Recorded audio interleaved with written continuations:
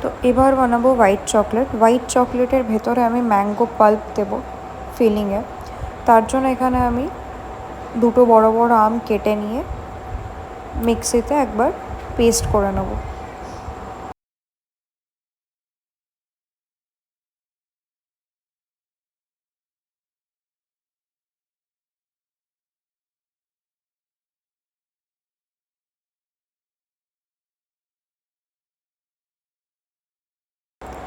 তারপরে same double boiler process use করে চকলেটটা প্রথমে মেল্ট করে নিয়ে আমি সেম ক্যাভিটি মোল্ড ইউজ করে আগে প্রথমে চকলেটটা ঢেলে নিয়ে চার সাইডে আমি স্প্রেড করে দেবো, যাতে চার সাইড থেকে কভার হয় আর ভেতর থেকে পাল্পটা বা ফিলিংটা বেরিয়ে না যায়।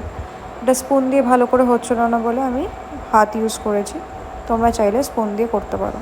এটা একটুখানি সেট হয়ে যাওয়ার পরে আমি এখানে ম্যাঙ্গো পাল্পটা দিয়ে আরও কিছুক্ষণ সেট হতে দেবো। তারপরে চকলেটের সেকেন্ড লেয়ারটা দিয়ে ফ্রিজে কিছুক্ষণ সেট করে আমি এটাকে ডিমোল্ড করে নেব। তারপরেই রেডি হয়ে যাবে আমাদের ম্যাঙ্গো হোয়াইট চকলেট। এটা কিন্তু খেতে খুব ভালো হয়, তোমরা বাড়িতে ট্রাই করে দেখতে পারো।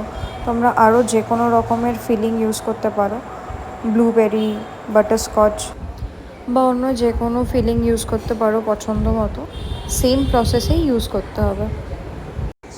সেকেন্ড লেয়ারটা দিয়ে নিয়ে তারপরে কিছুক্ষণ ফ্রিজে সেট করে সেম প্রসেসে ডিমোল্ড করে সার্ভ করো ম্যাঙ্গো চকলেট।